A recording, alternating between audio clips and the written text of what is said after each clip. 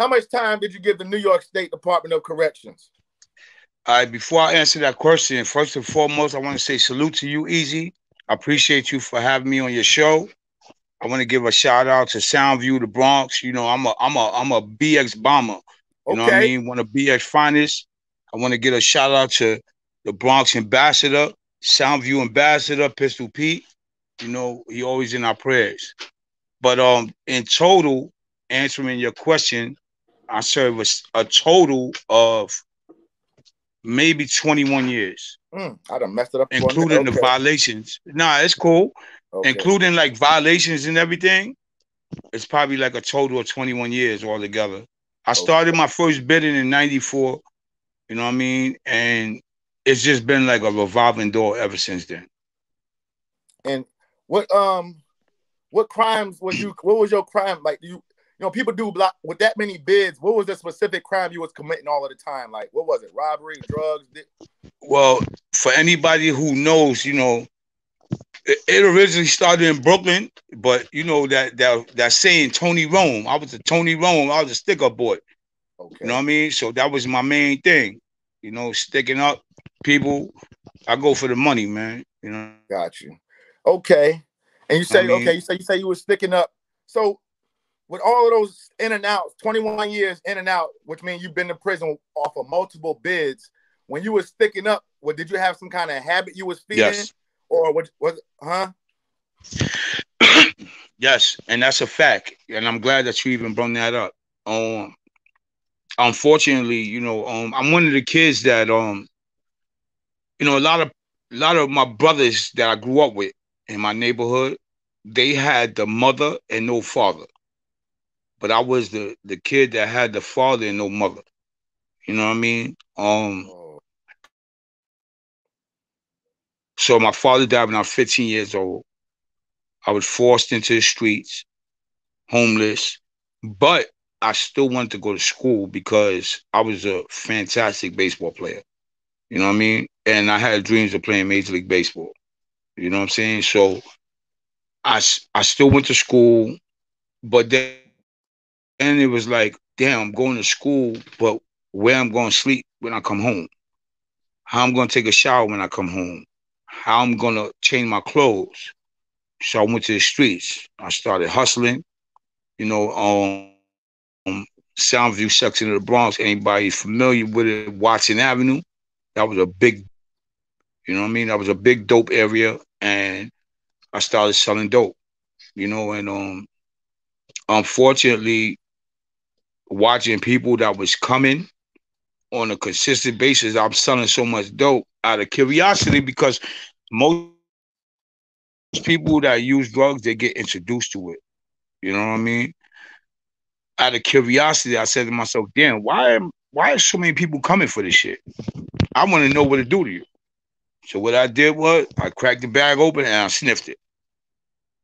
And the shit rocked me so much, I said to myself, you know what? I prayed to God. I said, God, please just let this feeling go away. I'll never do it again. And it went away. And then like a couple of days later, I was like, damn, you know, that high was pretty good. Let me keep trying it. You know what I mean? So unfortunately, that was my downward spiral with the drugs, you know? And with the drugs, and anybody who knows, whoever used heroin with the drugs and the addiction, you catch your addiction, you're going to do whatever you want to do to get that money, to support that habit. You understand what I'm saying? Yeah. You're going to stick up people that's family, your mama, my mama, it don't matter. You understand what I'm saying? You just got to support that habit. You know, that habit and addiction is an evil thing, man. You know what I'm saying? By the grace of God, I've been clean since 2018, man. You know what I'm saying? So that was what really started the downward spiral with the criminal history. Okay. And so when was your first stint? What year did you first jail, prison? My first bid was 94. I went to jail for robbery. I did 2 years. I ended up in Washington Correctional Facility. Mind you, at this time, you know, I told you I had a little involvement with the gangs. I was gang bang out with blood. You know what I'm saying? Okay. Like, I mean, at the end of the day, you go up in Soundview, anybody, if you go up in Soundview, you sex, money, murder. Simple. You understand what I'm saying? So, I had my little experience with the gangs, but I always had people that used to always me, listen, yo, Nate, you too cool for that shit, bro. You know what I'm saying? You too cool for that shit. Won't you leave that shit alone? Like, that shit ain't bringing nothing positive. You know what I mean? Like, that same energy that you using to bang on the ops, you use the same energy to go out there and save them kids that's dying in them streets. You know what I That's mean? right. So I had, and you know what? At the end of the day, I still didn't listen. I did my little box time. I put my little work in. You know what I mean? And it just came to a point where I woke up and I said, you know what? I don't need to go to a box for cutting somebody for the homies to be like, yo, he's official. Nigga, I'm official by myself. I don't need to be official with 30 niggas. You feel me? That's the way I always been. I always move by myself. You know what I mean? So, I wanted something different for me. And I knew that wasn't life. You know what I mean? Listen, I don't know if you pay attention like to other podcasts that's going on, but look at all these other that's getting indicted right now. You know what I'm saying? There's a lot of homies going down. Good dudes too. Homies is going Yep. down, man. They getting fed time, man. You know what I mean? If you Yep. trying to get in the gang right now, you a goddamn fool, man. That's a fact. If you trying to get in no gang right now at 2021, you a fool. And that's just the way I look at it. That's the fact. That's a fact. I mean, what's going on, Joe Jen, HNIC, my boy Donald Randolph, my Marine Corps buddy, my brother Marcus Hunt, salute, Chris, Latin Pain, Jada Peace, salute. Say, all right. So, a story of one man's life's adventure, salute. So, check this out. On your first bid, you say you was blood, you was banging. What was your mindset before you was released? Was your mindset, okay, when I get out, I'm going to go on the straight and narrow? Or was your mindset, when I get out, I'm going to run the bag up by any means? Nah, let me tell you something. Like I told you before we even had this podcast, we talked a little bit. I did 5 state bids and 3 parole violations. On all 5 of my bids, I said, I'm going home to get money. That was my mindset. It wasn't, oh, I'm gonna go home and I'm going to church, or I'm going home and I'm gonna get in this program to better my life. I'm going home to get paper. That's how I was. I was like that. But you know what? I started figuring out that every which way that I tried don't work. Every which way that I tried don't work. So there was only one option left. Do the right thing. You know what I'm saying? And my grandfather used to always tell me, there's no wrong way. There's no right way to do the wrong thing. I don't care how you look at it. There's no right way to do the wrong thing. You know what I mean? And it's sad. You know what I mean? Yeah. Like, that's a fact. Come on, man. I didn't want to be one of these dudes, and I've been around a lot of brothers that's never coming home. You know what I mean? Unfortunately. And it's sad when you be like, damn, you don't even want to tell dudes you're going home. Like the first time I ended up in a max, man, I didn't want to tell brothers I was going home. You know what I mean? Because it's like, well, they don't want to hear that shit. That's right. That's a fact. They don't want to hear that shit. You going home? Yeah, they're not going to never enjoy the outside life again. You know what I mean? So you just stay quiet. You move the way you're supposed to move. You do what you got to do, and you get up out of there. That's right. Which leads me into my next question. You say get up out of there, right? So, because this is what I got to ask you, man. Because I see some people come home from prison, and they be like, man, when I left prison, man, they set me up to fail, man. They didn't have no programs for me when I got out. And at the same time, I know people that have came home from prison that's taking advantage of these programs that have succeeded.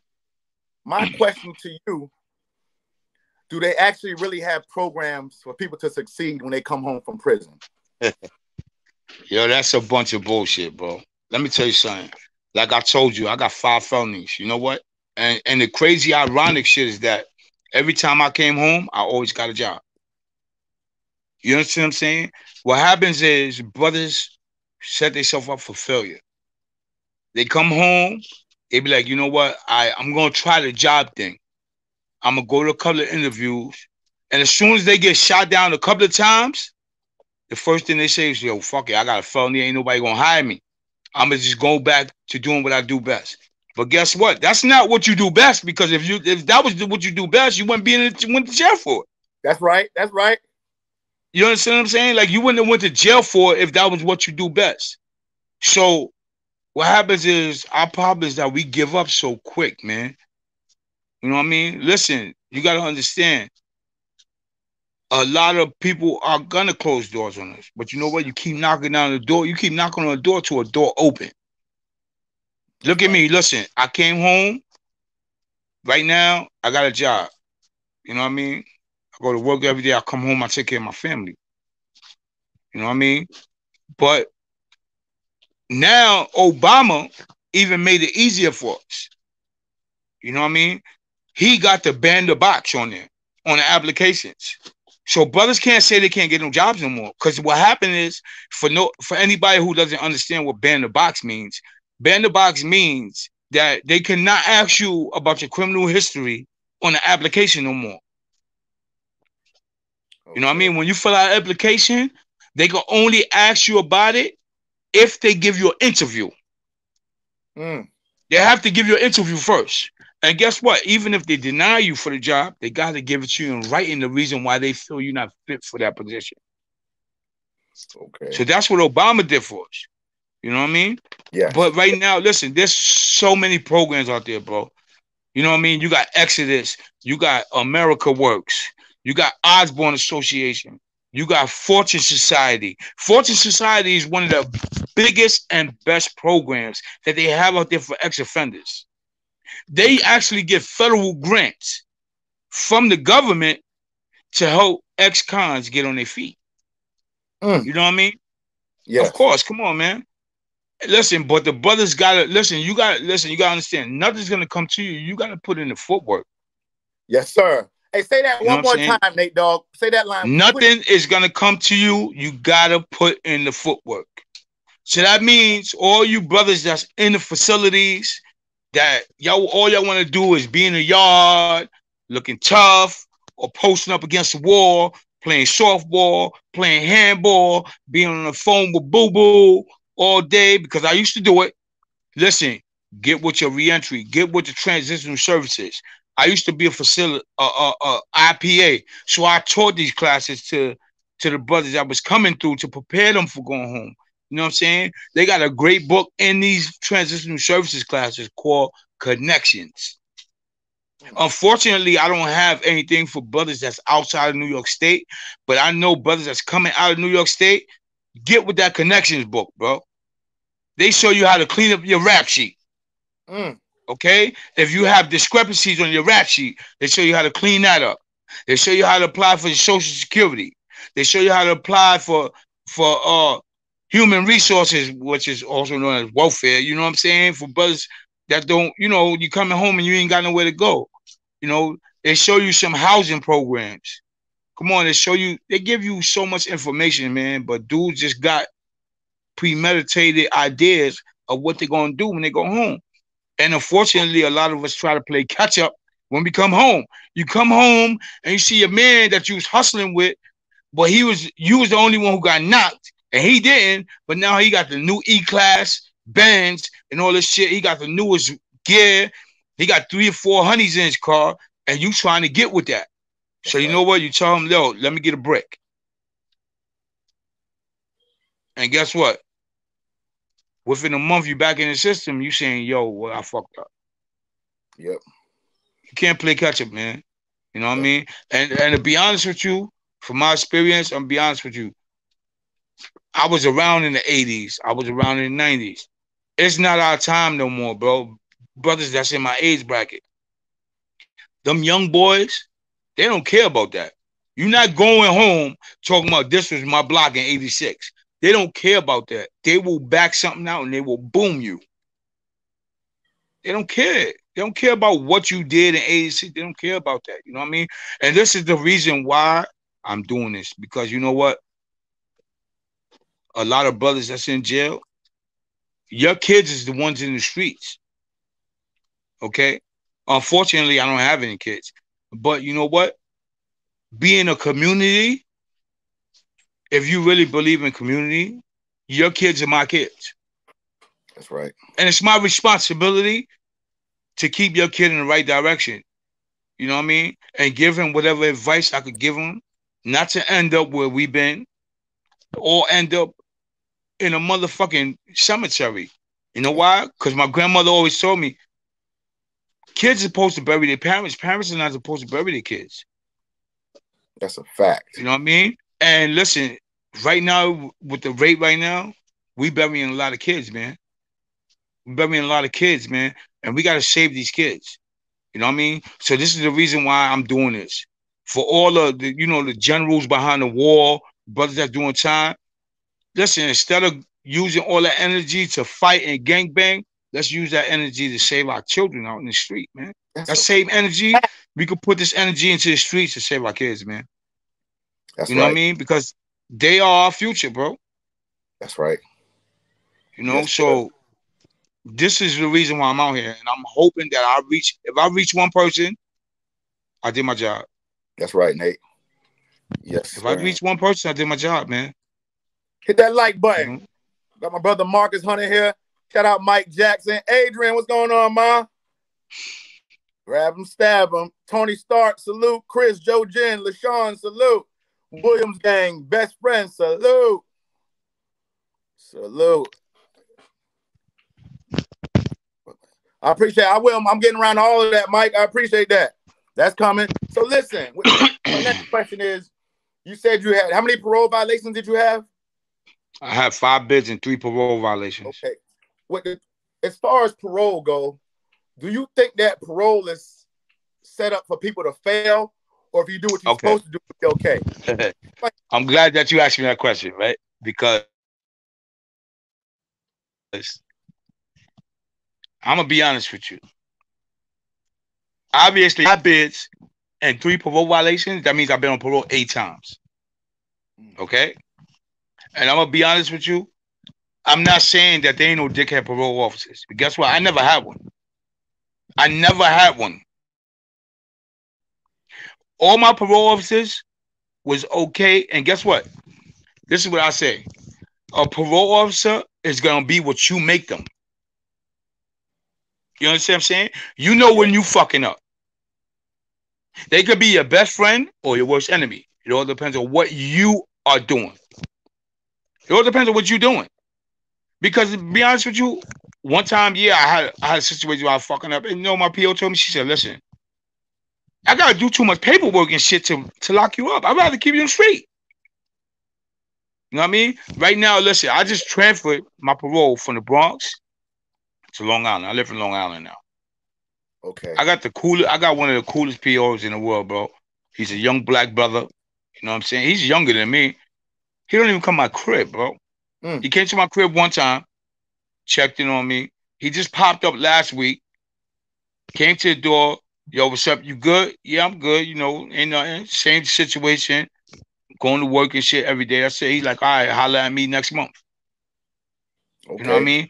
Yep. It's what you make them, bro. But you got to understand, if you one of them dudes that's trying to be slick, you getting high, you trying to bring a bottle with clean urine, or you got the Wizinator, you putting a fake dick on your dick so you can piss in there, clean urine. Yeah, listen, they know all the tricks, bro. You understand what I'm saying? Yeah. Listen, if you talk to your PO, man, they're going to work with you. I mean, if you tell you, listen, I'm going to be honest with you. Right now, with the coronavirus, they're not trying to lock nobody up. Okay. They're not even trying to lock nobody up, because I'm going to keep it a stack with you. When I came home off my last violation, I was sentenced to a drug program. You know what I mean? Because I got caught with some drugs on me. You know what I mean? I kind of beat the case a little bit, but parole said, you got to go to drug program. You know what I mean? I was supposed to finish the program in November of last year. I got into a fight with my roommate because the nigga robbed he broke my lock open, and I beat him up. They kicked me out. I called, and my girl was like, well, where you gonna go? I was like, I ain't got nowhere to go. She drove all the way from Long Island to the Bronx to come get me. I think you're So breaking now up. I'm You're like, breaking all up. right, well, now I got somewhere to stay. My next obstacle is going back out. You say I'm breaking up? Yeah. You can hear Is the me? phone steady? Okay, I can hear you. Okay, we good. Yeah, yeah, yeah. Go ahead, go ahead. All right. Yeah, yeah. So my next obstacle was explaining to parole that I left the 5 boroughs to go to New York City. I mean, to go to Long Island. You know what I mean? So when I went Right, to right. back there, I ain't gonna lie, it was kind of hard on me. They was like, "Oh, you got into a fight. You didn't call your PO right away and tell them you got into a fight and got kicked out. You didn't go to a shelter. You just went out to Long Island." I'm like, "Yeah." You know what I'm saying? Like at the end of the day, I'm not doing the shelter shit. I'm not. You know what I mean? Okay. Listen, I'm not saying some brothers ain't got a choice, man. But if I got a choice, I'm not doing it. You know what I mean? Because shelters is like, some shelters is worse than prison, bro. You know what I mean? 'Cause Okay. when you trying to establish yourself and buying little things you need, you know what I mean? Dude just breaking in your locker when you decide to go out and look for a job, or you decide to go out to look for a program, shit like that. And it's sad because you gotta understand this, man. When you leave the Department of Corrections, they only give you $40. Okay. They give you a bus ticket and $40. So if you ain't saved no money throughout your bid, or you ain't had people in your life to help you, and you come home with some money, you pretty much fucked up. Because guess what? The bus ticket is only good for the bus. Once you get on the train, you got to pay for the train. You know what I Okay. mean? And then you got appointments after that. You got to go parole the next day, or you got to go parole this day. You know what I'm saying? Like that $40 go like this. With the prices in New York City, you know what I mean? Right. Then Yep. if you smoke and all the rest of that shit not gonna help you, man. So Right. in a way, I think in a way I believe it's set up for us to fail. But on the same token, if you do your homework easy and you establish shit before you leave, you'll be in a better position. You Okay. know what I That makes. mean? If Yep. you reach out to the programs that's available and establish certain situations like housing, you know what I mean? Like Fortune Society, they got this thing called the Castle. You know what I mean? I forgot exactly where it's at, but it's in Manhattan. They got this thing called the Castle where brothers come home and they stay there, and then they go to Fortune Society for a little programming, and they get the trades and stuff like that, culinary. Yo, brothers made it through Fortune Society, man. And I'm gonna tell you another program that's very, very good. It's called Ready, Willing, and Able. Ready, willing, and able. That is a beautiful program, bro. Back in the days, it used to be, because I went through the program before. Back in the days, it used to be like a 6 month to a year stay. And you work and you save your money. Okay. And whatever money you save when you leave and you graduate, they match that money. So if you save Oh, 12,000 in that year, they give you additional 12,000. wow. You What's the name understand of what I'm that place? saying? What's So, the name of but that? now they changed it to where, yeah, it's called Ready, Willing, and Able. It's called the Dough Fund. Ready, Okay. Willing, and Able. But they changed it. They changed it now. It's like no matter how much you save, they only gonna give you $1,000. But listen, a Right. They said, thousand man. dollars walking out of Yep. somewhere, Yep. For real. it's still a For lot to real. somebody ain't got nothing. That's a You know what I'm fact. saying? That's a So fact. lots of nobody got nothing. Listen, you could go rent a room for that. Right. You That's pay right. a first week rent, first week security, and you could establish yourself for at least a month before That's right. in that month time you got to go pound the pavement and look for a job, man. Pound the pavement. Yes, You sir. got to pound the pavement, man. You got to Yep. pound the pavement, man. You know what I'm saying? You got to put the work in. And one thing I realized is that any place that you got to take a shortcut to is not nowhere worth going, bro. You know what I mean? Right. If it's a shortcut to get to where you got to go, it's not worth going. That's If you right. ain't got to put the work in to get there, then it's not worth it. You know what I Facts, Nate mean? Dawg. So Yep. now, I just try to live my life where the way I live my life today is this. When I step out the door by myself, I realize that there's other people inside my household that rely on the decisions that I make on a daily basis, and that my decision making will affect them as well. See, it's not about me no more. You know what I mean? It's not about Nate and being selfish. You know what I mean? So I try to live my life that even if I'm by myself, I try to live my life as if I have one of my stepkids. Well, they're my children with me. You know what I mean? Because a brother told me this one time. He said, Nate, anywhere you go that you can't take your child or your girl with you, that means you're going someplace you're not supposed to be. That's right. That's right. That's right. That's You right. know what I'm saying? Yes, sir. Anywhere you go, you can't take your child or your girl with you. You're going somewhere you're not supposed to be. That's a fact, Nate. For real. I like that. You know what I mean? Yeah, So that's why I try to live my life on a daily basis, bro. yeah, that's what's up. Hey, hit that like Yes. button, man. Appreciate all y'all. Hit that like button, man. Put some pressure on that like button. Go ahead and punch it on the way in. Salute John Right. Bartell. Hit the Salute likes. Hit the Jones. likes. Hit the likes. Support my man. Easy win. Thank you. Salute Jeff. Jeff want to know, why don't jobs hire people with felonies or give them a chance? Jeff, brother, that's not true.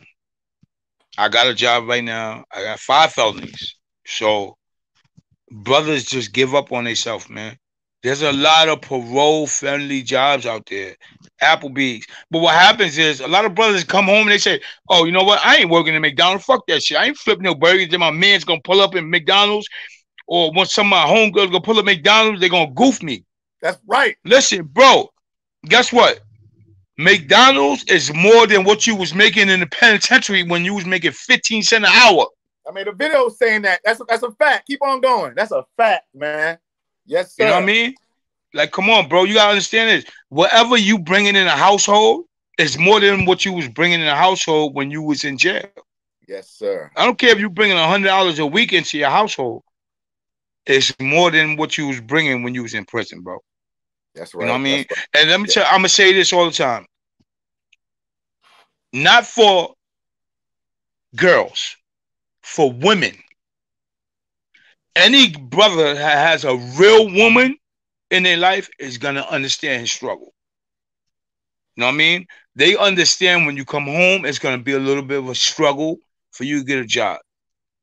But when you have an immature-minded girlfriend, they're going to be the ones that when you're home after a week, they're going to be like, oh, no, nigga, what you doing? When you going to go get a job? Oh, I did this for you. I did that for you when you was in jail. You understand what I'm saying? But any woman is going to understand your struggle, and she understands that it's going to take time, and she's going to continue to support you and help you get on your feet. You know what I mean? Until you get to where you got to be. That's a fact. That's a fact. Salute, you know? David. My wife on here, the Winchesters. Appreciate y'all tuning in. Okay. So you said you've been in and out the system 22 years. 3 parole violations. You've been on parole 8 times, 3 violations. So what's different about this time you home? With you not going back like the rest of the time? What's so different about now? All right. I'm going to start from the beginning, from the last time I got locked up.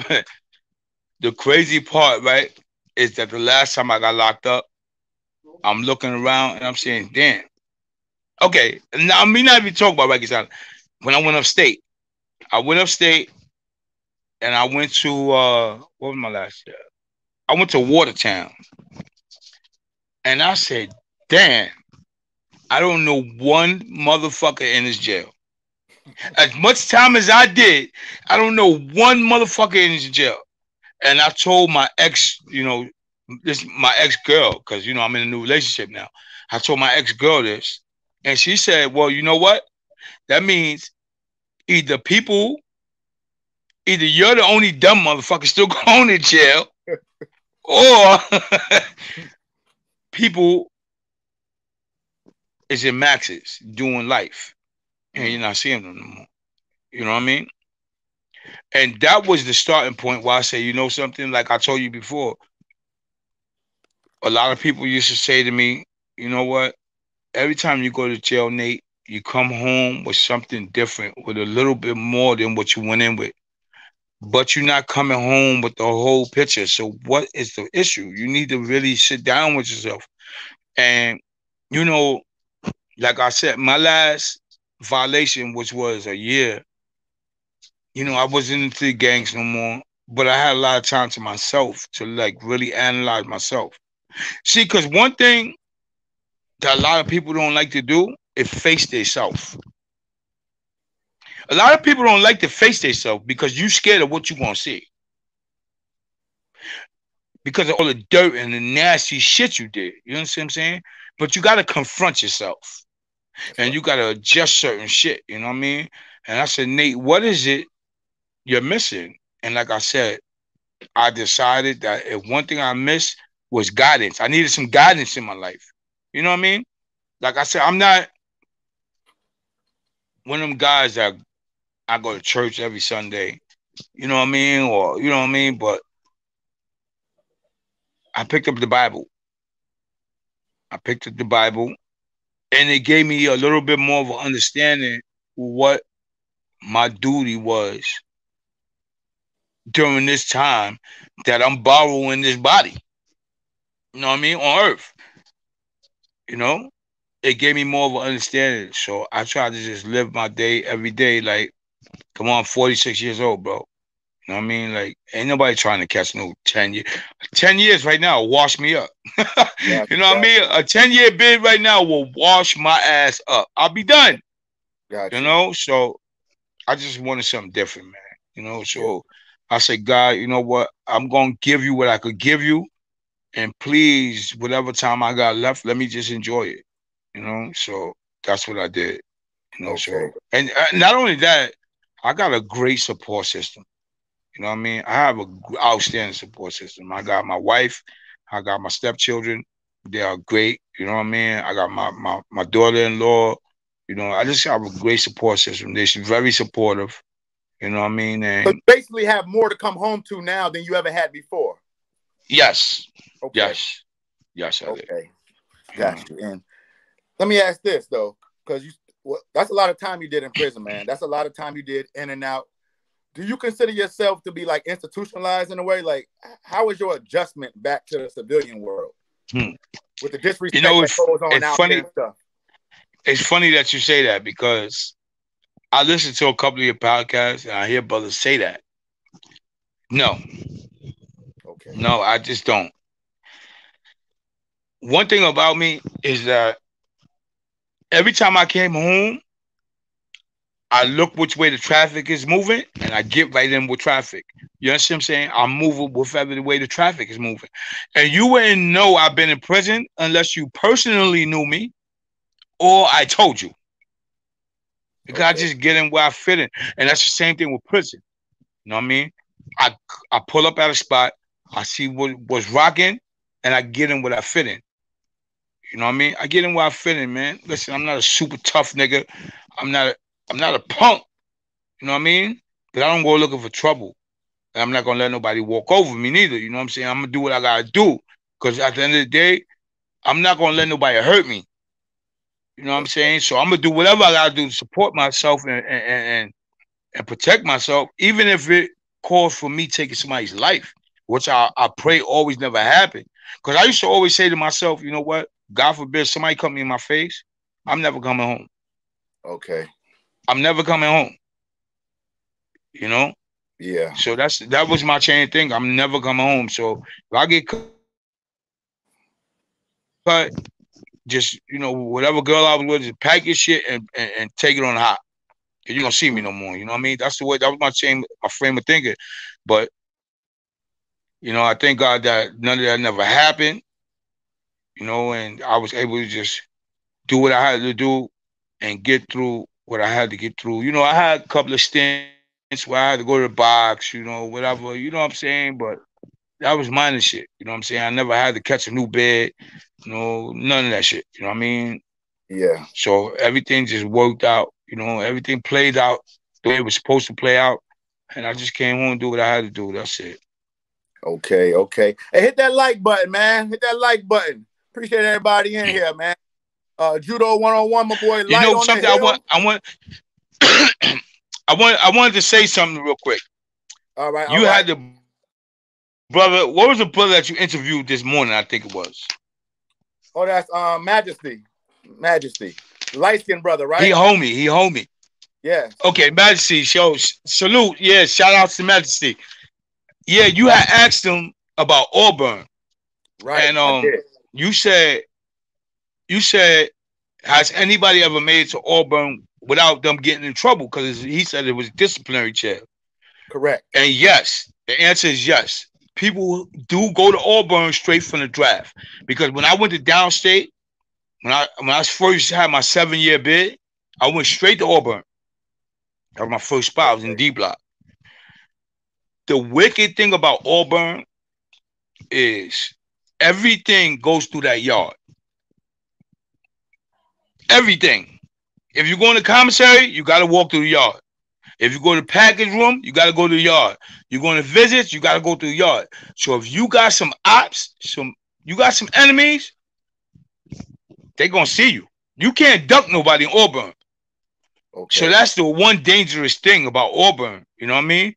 Yeah. The second dangerous thing about Auburn is that I used to always say this. Any maximum security prison that has a metal shop is a dangerous spot. Mm. You know what I mean? And unfortunately, Auburn makes license plates. Okay. You know what I mean? But that's a dangerous spot, man. Not saying that all of the other maxes is not dangerous, but any max that has a metal shop in it, it's a real dangerous spot, man. Because brothers be dying in these spots, man. You know what I mean? Because you got some brother. Listen, this is what I always say to people, right? When somebody cuts somebody in the face, all you really trying to do is get them out to jail. Okay. You're not trying to hurt him. You're just trying to cut him so he could be seen by the police that he got cut. And then they're going to take him on the hop. They're going to pack him up. He's going to go IPC and they're going to send him to another spot. All you did was get him out to jail. But when you really try and take somebody off the count, that's when you come out with them motherfucking them knives and shit, man. You know what I mean? That's when you come out with them picks, man. You try to take somebody off the count, you know? So I always said that to myself, you know? So out of all the prisons you've been to upstate, was Auburn the worst one as far as violence? Nah. I would have to say Clinton. Okay. Clinton, okay. And Clinton. I was only in Clinton for 8 months. Right? Because when I was in Sing Sing, a homie got cut. A homie got cut by a dude that used to fuck with the Lions. You know what I mean? So he got cut. They ended up packing him up. And the homies was like, well, you know what? At the end of the day, if we'd have jumped, the Lions would have jumped for him. You know what I'm saying? Okay. So we getting them niggas up out of here. So what we did was went to the yard, we popped on them. So they packed a lot of us up. Went to the box. Went to Clinton. You know what I mean? When I came out of Clinton, I went to population. And I'm not gonna lie, 8 months I was there, bro. There was somebody that got cut every day for 8 months, bro. Every day on that hill, man, in Clinton. On that dude got cut every day, bro. Hill. Yes. You know what I mean? Yes, sir. If it wasn't homie on homie beef, yeah, it was homie against these dudes. It was Latin Kings against these. You know what I mean? Yeah, the Outlaws against these dudes, the Rat Hunters against these dudes. It was always something that was happening in that jail. So, with that being said, did you always have to have a knife in nearby you? Is that how it works? Or did you keep one in your cell? Nah, it wasn't like that. Okay. I never keep it. I used to have a rug cutter. I ain't never had a knife. I always had a blade with me. You know what I mean? I always had a booth, whatever. You know what I mean? But at the end of the day, I understand that the homies was at war. You know what I'm saying? We might just settle war with one group, and then the war will start with somebody else. So you gotta always be on go time. You know what I mean? You gotta always be on go time, man. You know what I mean? So it's like, damn, you know what? I might not make it home. But see, let me tell you something. I'm gonna be honest with you. The situations now with a lot of these young homies, right, is this. When I was brought home, I was told the situation Like, yo, this is what it is. This is what we about. And there's a chance that you might not never make it home. Mm. You know what I'm saying? Because of this and this, X, Y, and Z might happen. Are you willing to accept that? And they gave me the opportunity to make a decision. And I made that decision. You know what I mean? But see, now a lot of homies is homies because I grew up in the projects with you and we cool. Like a lot of homies ain't never put no work in to come home. You know what I mean? They ain't never had to put no work in. Now it's, yo, we grew up or we went to school together or we in the same projects. I'm just going to turn you blood. Like, nah, come on, bro. You know what I'm saying? So what happens is they ain't never been around seeing no type of movement, no type of action or no work being put in. So what happens is as soon as they go to jail and they pull up and they talking all this murder one shit and you tell them, all right, well, listen, this is a situation. Since you new to the spot, you got the first plate. So certain first situation that arrive, you give them that hammer and you tell them go put that work in, niggas start making all type of excuses. You know what I mean? Yo, but my grandmother's sick. My grandmother's about to die. I got a visit. All type of sucker shit. I seen homies walk through a metal detector with the razor in his pocket just so he get cut, just so he get caught. Yo, Nick. Just not to go to the yard and put up no work. Damn. Yo, bro, I'm telling you, bro, this is a nasty game, man. Damn. It's a nasty game, man. What year did you turn blood? How old were you? I turned blood in 95. Wow. Like I told you, listen, I'm from Soundview. So being from Soundview, we already had the sex, money, murder thing going on way before Pistol P came home and made the hood blood. You know what I'm saying?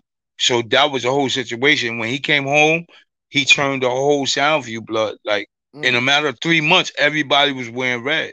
Okay. You know what I mean? So I was already, I turned blood in the streets. I ain't turned blood in jail. Okay. Yeah. Okay. And I want to back up a little bit to Rikers Island. You spent a lot of time on Rikers Island? Yeah. Okay, you have. Okay, I want to go back to Rikers Island. Because you said the 90s was, I heard it was the craziest time on Rikers Island. So I got a question. When you first arrived to Rikers Island, what kind of was you nervous? Was you scared after everything you heard about it? I think it's breaking up. Hold on. I think you paused. You breaking up. It froze. You there? Yeah, I paused for a minute. I don't know why he's doing that. You got good reception where you at? Yeah, I'm here. Yeah, all right. How you felt when you first found out you were going to Rikers Island? I'm trying to think. How did you feel? My Wi-Fi's on all that. I don't know. Okay, I'm just going. Okay. You keep pausing, actually. We both pausing. Yeah, because mine. I don't know what's going on. Okay, you can hear me now? Yeah. When you first found out, I'm here. Okay, when you first found out you was going to Rikers Island, was you nervous? Was you scared? That's a fact. I was scared. But I was 15 years old first time I went to Rikers Island. Damn. See, bro. I never was one of these dudes that I went through the whole Spofford shit. I never went through that Spofford shit. So I wasn't battleground ready. A lot of these young brothers that went to the island that they say they wasn't scared, they've already been battle tested from Spofford. So they already knew it was the same situation. You know what I mean? But when I went in there, you know what I mean? My uncle said, listen, this is what my uncle told me. My uncle said, listen, I'm going to be honest with you. When you get there, they're going to try you. They're going to try you. So what you got to do is, no matter how scared you are, you just got to pop on the biggest nigga. And that's what I did. You know what I mean? I popped on the biggest dude, and I earned my respect in there. But then they packed me up, and they sent me to my man's house. At the time, my man had just caught a body. He had a little shootout with a kid. The kid ran up in the train station. He was shooting up the dude, and he was running up the stairs. And the bullet went through the staircase, and it hit a lady that was coming off the stairs. So my man had Mod 9 in the 4th building locked down. His name was Bam Bam. He's from Bronxville Projects. He had that shit locked down. So once I got into the fight in Mod 6, because at the time, Mod 6 used to be the intake house. Okay. You know what I mean? Once they packed me up, they sent me Mod 9. I got there. I'm loopy now. I'm here with my son. You know what I'm saying? My son put me on. Yo, you gotta, that's when they say, yo, you gotta guard you now. I'm like, what the fuck is a guard you now? You know, he's 5% and all that. He Oh, said, okay, a gun, okay. nigga. You got a gun?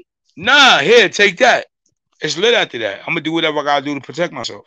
That's right. That's right. You know what I mean? Whatever, you know what I'm saying? And at the time, you gotta understand, back in those days, dudes wasn't getting new time for cutting nobody. Okay. You cut something, you went to the Bing. You went to the Bing, 60, 90 days, you came back out. And guess what? If the nigga was still in the building, he might come at you or you had to go for his head again. That's how it was on the island. It was like a war zone every day, huh? That shit was crazy, bro.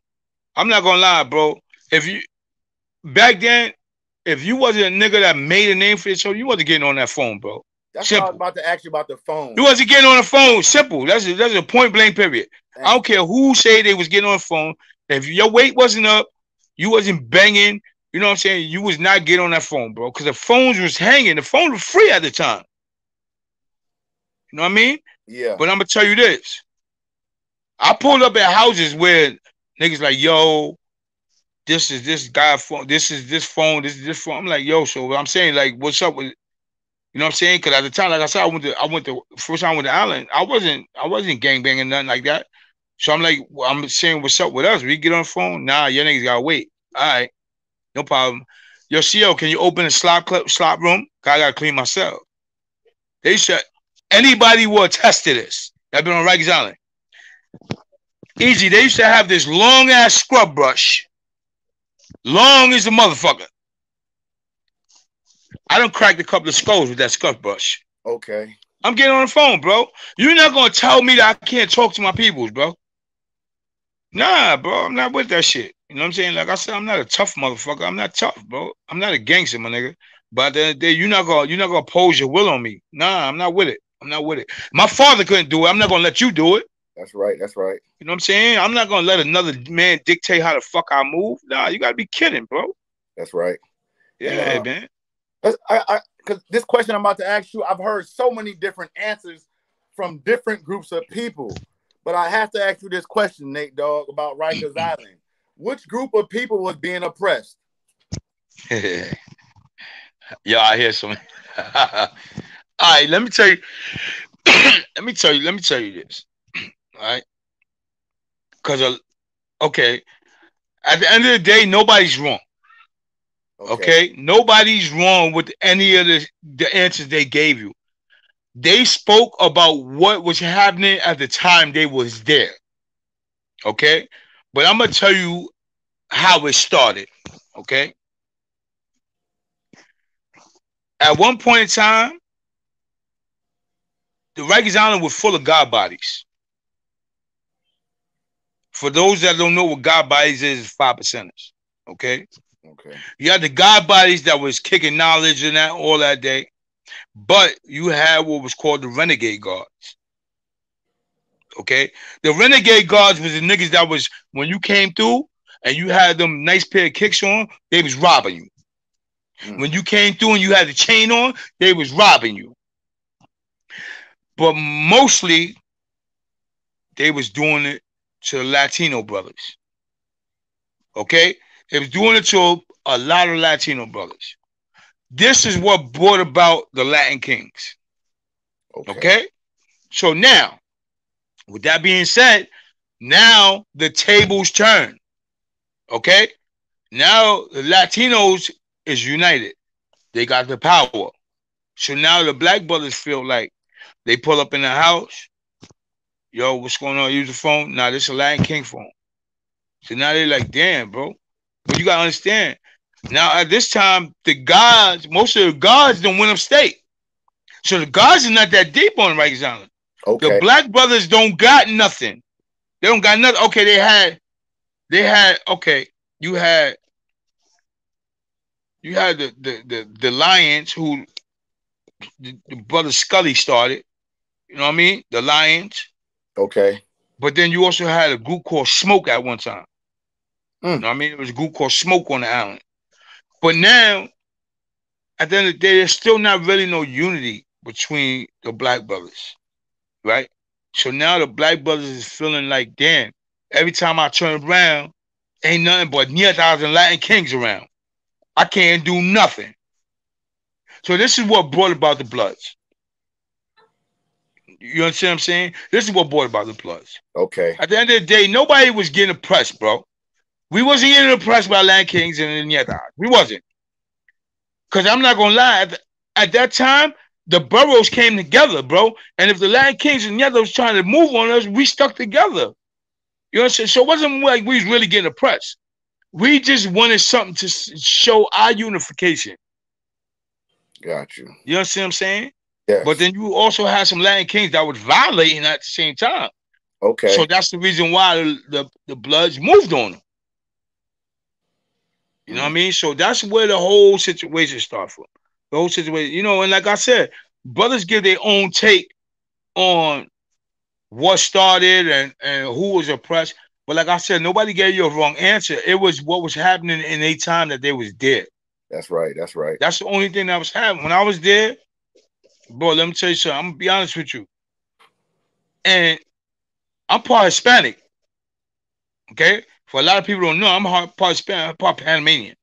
Okay. But the crazy shit is, before even brothers even knew I was Panamanian, and I'm almost 100% black brothers could attest to this, that I've been to Rikers Island. Anytime I've walked into a house where there was majority Hispanics there, it's always been a Hispanic brothers that pull up to me and say, yo, Poppy, yo, what's up? You all right? Yo, you need some slippers? Okay. You need some soap? You know what I'm saying? Yeah. Yo, you need something to eat here. Take a couple of soups. Okay. But then, you know, the problem with us is that we so ununified that when we walk in the house, the black brothers, instead of us pulling up on each other and say, yo, bro, you need this, we busy looking at the sneakers that the nigga got on when he walk in the door. Damn, speak, man. Preach. For real. Damn. That's the problem. Yo, this nigga look like he got, yo, it look like size 8 Jordans. Yo, what's up? We gonna line them up. Damn. We're gonna line them up for sneakers. You know what I'm saying? Like, that's the reason why we so fucked up as people, bro. That's a fact, man. Damn. You know what I mean? Yep. Especially in the prison system, bro. You know what I mean? And same thing with the homies. We so busy banging on each other.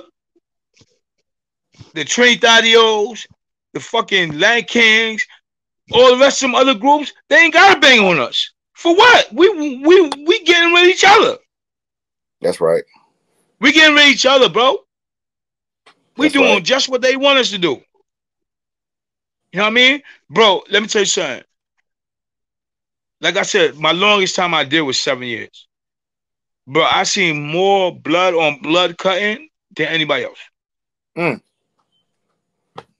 Got you.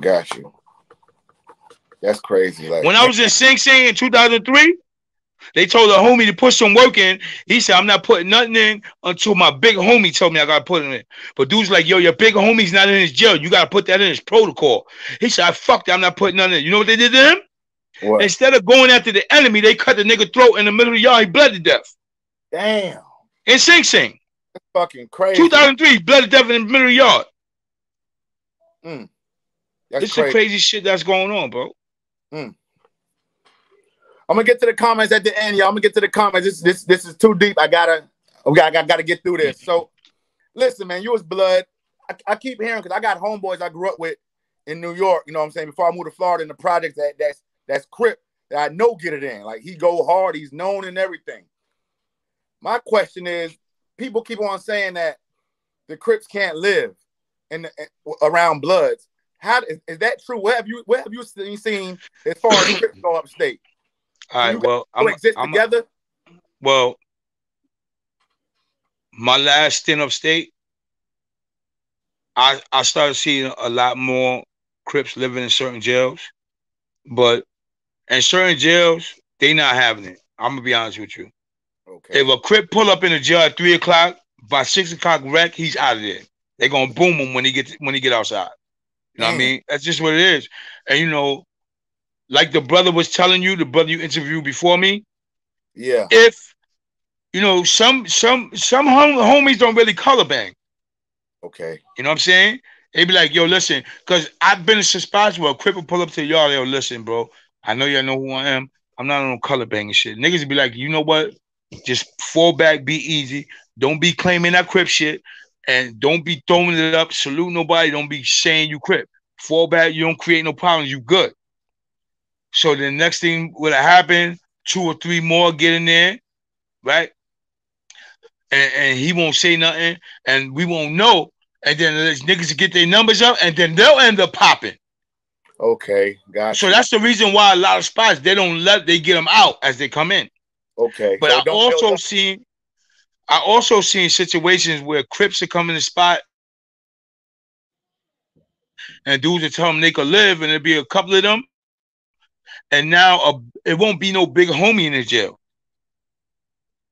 It won't be no big homie in the jail.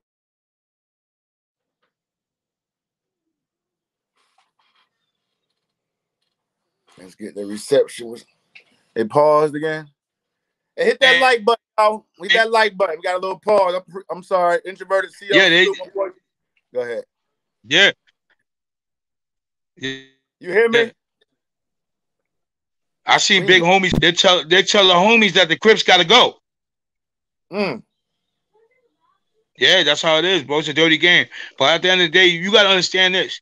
The reason why the Crips numbers would never be as big as the Bloods, because the Bloods started before the Crips. I got you. The Bloods had a couple of year run on the Crips. That's right. You know what I'm saying? That's right. So, when at this time when they went through Rikers Island, they had to walk through Rikers Island through the building escorted. You know what I mean? Like now they're starting to have their own houses, but they already know what it is when they pull up in certain houses. You know what I mean? Like I said, I seen some niggas bow out. I see some niggas like, yo, listen, I'm Crip. The niggas got a problem with it. We gonna shake. I got 2 scalpels on me. What's up? Right. I seen that too. Okay. You know what I mean? Yeah. So how about the Trinitarios? You've been locked up around a lot of them? I've been locked up around them, but I ain't never had no problem with none of them. Okay, I never been in a spot where the homies was like banging with them. Like, you know what I'm saying? Like, I got along with a lot of them. Yeah. You know what's so weird to me, man? You know, it seemed like it's so ironic to me that the Crips can't live by the Bloods, generally speaking. They can't live together. And those are 2 black gangs. But the Bloods... I'm going to tell you why. Okay. But they can live on black gangs and stuff. See, what happened is this. You got to understand. OG Max started Bloods over here. Okay? But he adopted certain things from the West Coast, but at the end of the day, he put his own spin on Blood. You know what I mean? With the UBN and all the rest of that stuff. He put his own spin on it. But one of the things that he adopted was, we Bloods, they Crips, they gang banging against each other over there. We gonna gang bang against them over here. So then dudes just picked up and kept it going with it. You know what I mean? But at the end of the day, I'm gonna be honest with you, man. You got some dudes that's so deep in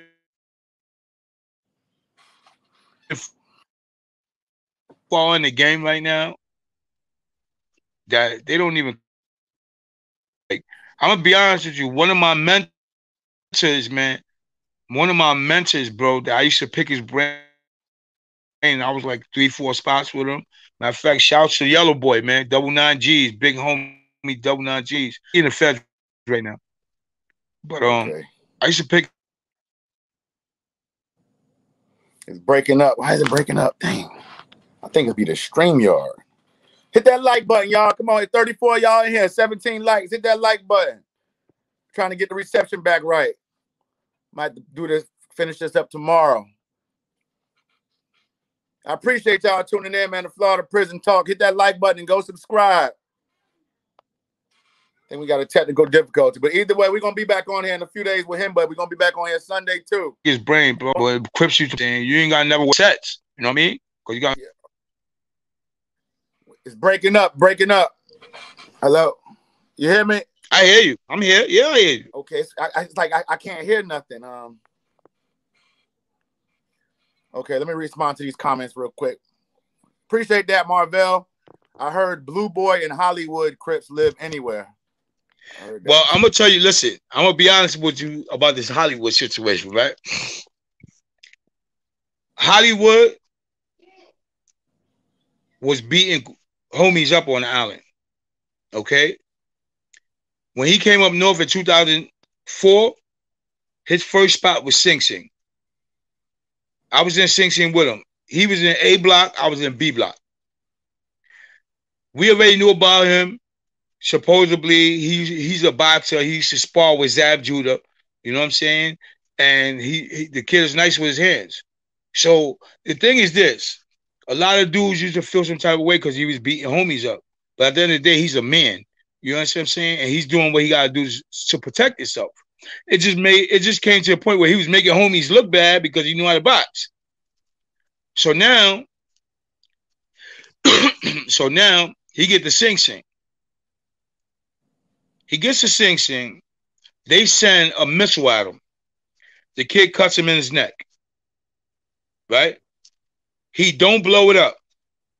He goes to a cell. He lets the wound heal. You know what I mean? The wound heals. He starts coming back out. I guess in his mind, he felt that, all right, they already got me. They're going to leave me alone. So dudes kind of rocked him to sleep. They started letting him come to the gym. The homies was playing basketball with him. Next thing you know, they jumped him. Mm.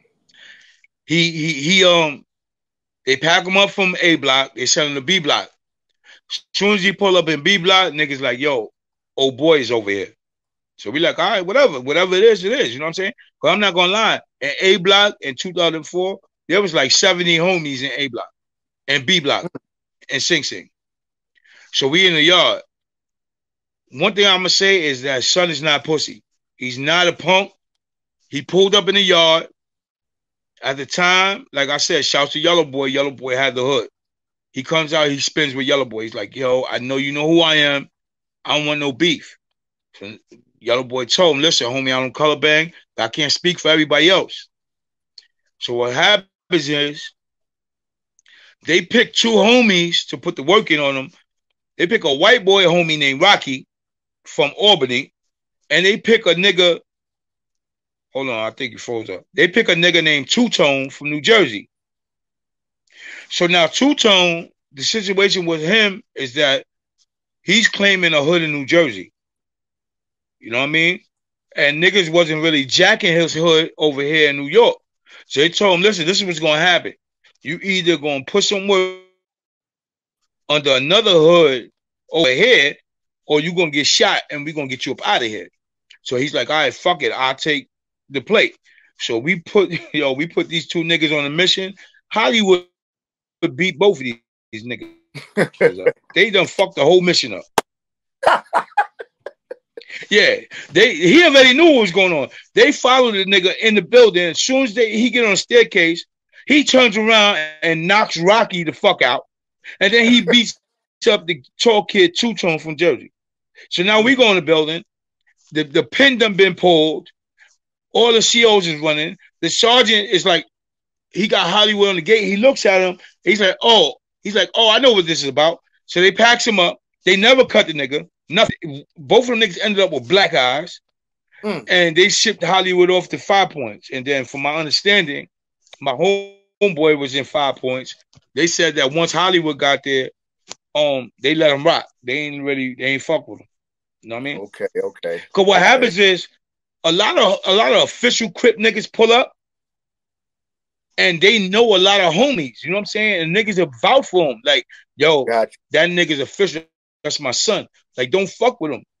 But then what happened is, as soon as official Crip nigga pull up, all the fake Crip niggas that was denying their flag, they'll come out the woodwork like, yo, what's cracking? And nigga be like, yo, but they told me there was no Crips here. Nah, yo, it's 5 of us here. Gotcha. But why you niggas wasn't representing before I got here? Your niggas not gonna live off my name. You know what I'm saying? That's how Hollywood was. Hollywood used to beat Crips up that wasn't repping. You know what I'm saying? Because niggas would try to come out the woodwork and rep because he was in there and he had a reputation. They're trying to live off his reputation. Right. Gotcha. Hit that That's like how it button, was with him. But he's like far from pussy though. Salute to Hollywood. Real G's. I salute all real G's. I don't give a fuck what you is. Blood, Crip, Batia, MS-13. You're a real G. I salute you. Hey, salute Shaq. Let's see. Introverted CO, salute. JP Morgan want to know. We about to close this one, y'all, because we're going to be doing a lot of these with my boy Nate Dawg. It's going to be Nate Dawg and Z. We're going to be doing a lot of these. This was fire. Listen, JP Morgan said, I believe the Crip hot shot when he said he was a problem for all Bloods up north. I witnessed a few Crips living in a blood jail because they put in pain. You just went over that. You just went over that. Well, big up. I never came across hot shot. Okay. I never came across him. I don't really know the brother, but I mean, let me tell you something. If your name is out there like that, that means you're putting in pain. Facts. I'm not going to deny nobody they just do. You know what I'm saying? This dude is speaking pure facts. Skully was one of the realest Jamaicans on the island. Facts. Skully was a gunner. Skully was a gunner. For Jamaican, he started the Lions with the Jamaican brothers. Like the brother said that you interview, if you was Guyanese, GT, Jamaican, West Indian, that's what the Lions pulled you in. You know what I'm saying? If they didn't pull you in, they at least allied with you. You know what I'm saying? Right. But Skully was a gunner. The only thing I really didn't respect, I don't know if you ever heard the story, but Skully's grandmother got cut in the visiting floor on Rikers Island. Oh, that's who that. Okay, I keep hearing about that, man. Yeah. They cut Skully grandmother on the visiting floor on the island. Damn. That's crazy, man. They cut the grandmother on the visiting floor. Wow. This is crazy, bro. I lost my motherfucking mind. I swear to God. I'd have died that day. Yeah, for real, man. Damn. I'd have died that day. You touched my grandmama, I'd have died that motherfucking day. I swear to God, I would have. Man, that's crazy. What about gangsters and what's the Mozzies and how was they living? You ever heard of the Mozzies? I heard of Mozzies. Mozzies is moving how they move, bro. You know what I'm saying? Mozzies wasn't really getting into no shit, but you know, Mozzies is official. You know what I mean? Shouts to the Mozzies. Maseratis, you heard? Okay, that's what it stands for. Okay. Hit that like button. Salute, Chris. Sharon Young said pure facts. So, all right, as we close this one here, what trades did you learn in prison that you can use right now at home? I'm gonna be honest with you, bro. I didn't really take up no serious trades, bro. The only thing I did that was like real positive was in 2018 when I first came home. I did HVAC. I went to TCI College, Technical Career Institute, and I took HVAC. You know what I'm saying? Okay. Heating, ventilation, and air conditioning. I never got the opportunity to finish it, but it's something I might want to get back into. Because I'm not going to lie, that type of job, you starting off like $35, $40 an hour. That's right. You know what I mean? So, yeah. But most of the trades they got up there, I only took them because it was something I needed to do to make the parole board. Got you. It wasn't nothing that really interests me, but it's something that if I need to get done around the house, it may come in handy. You know what I mean? Like custodial maintenance, a little bit of building maintenance, you know, painting, stuff like that. You know what I mean? Yes. Upholstery. When I was in Green Haven, they had the upholstery shop where you make chairs and shit. You know what I mean? Yeah. Okay. But I was more into, I wanted to be a teacher's aide. Okay. I wanted to help brothers that didn't have the GEDs or brothers that needed help with school. That was my thing. You know what I mean? Okay. Hey, listen, I appreciate y'all tuning in. Oh, he must have got out of something. I appreciate everybody tuning in. I appreciate all the love. Hey, hit that like button, man. Go ahead and put some pressure on that like button. It's free.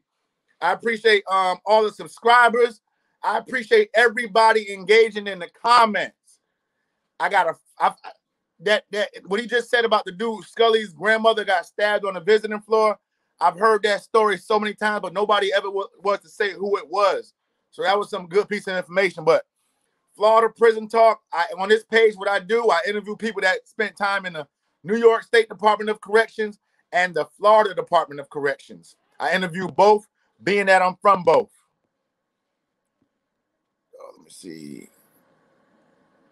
One moment. Yep, I interview both. I interview both because I'm from both. Like I told y'all before, my brother is the inspiration for this. Got a lot of shouts to your brother too, man. Appreciate definitely that. Shouts to your brother, definitely. Me and Nate Dawg gonna be doing a lot of these together. I'm gonna be thinking about all kind of subjects. This is gonna be a regular thing. I think Nate Dawg should start his own YouTube page. To be honest, if he hasn't already, you should start your own YouTube page, bro, and get it popping. But I appreciate all the support. I'm only bringing fire content. If the content ain't fire, I'm taking it back down. I'm only bringing fire content on this platform, and I'm bringing messages. But at the same time I bring messages, y'all are going to know what happens inside the Department of Corrections also. Y'all going to know what can happen also. You know, this is a prison page, but at the same time, and I say this all the time, the average subscriber to a prison page usually is not people that have been to prison. The average subscriber for a prison page is actually people that are so far away from prison, they'll never go. That's who most of the subscribers are. It's real easy to subscribe and tune into something that you know you'll never go to. You get what I'm saying? You don't got, dope boys ain't watching prison channels. People that's knocking on the penitentiary doors, they not watching prison channels. Your best subscribers is people that go to work every day and take care of their family. And the other part of the best subscribers is the people that have been to prison that know they'll never go back. That's the other half of YouTube who's a lot of subscribers also. But I say that to say this, that I appreciate everybody commenting. I appreciate everybody tuning in. And I appreciate all of the support. You got anything you want to say before we close part one, Nate Dawg? What you going to say to that teenager, man, that's watching this right now? That's on the edge of joining the gang and stuff, and he's out there doing bad things. He's robbing. Speak to him real quick for me, Nate.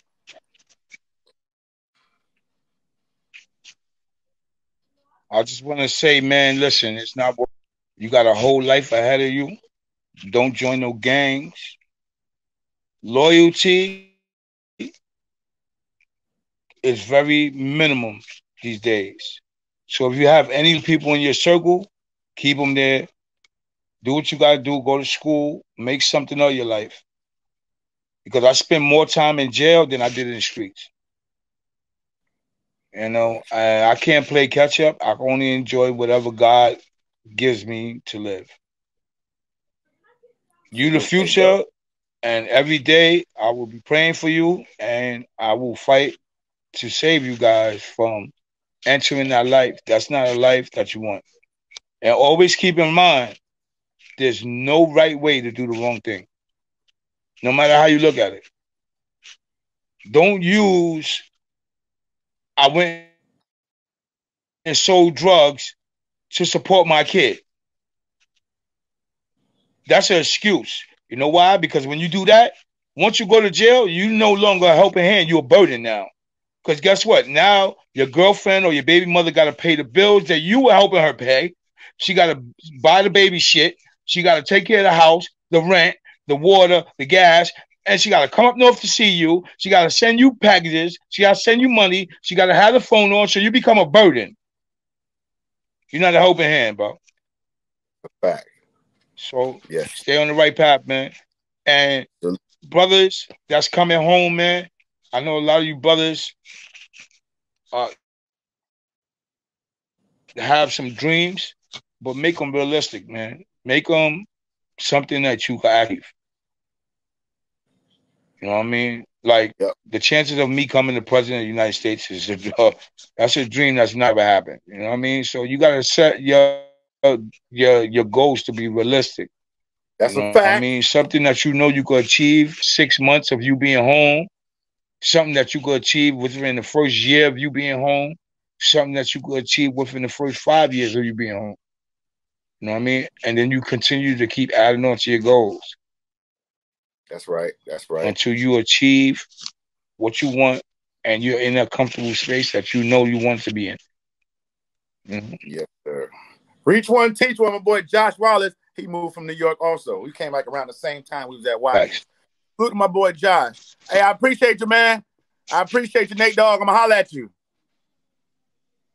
Absolutely. Salute, Easy. All right.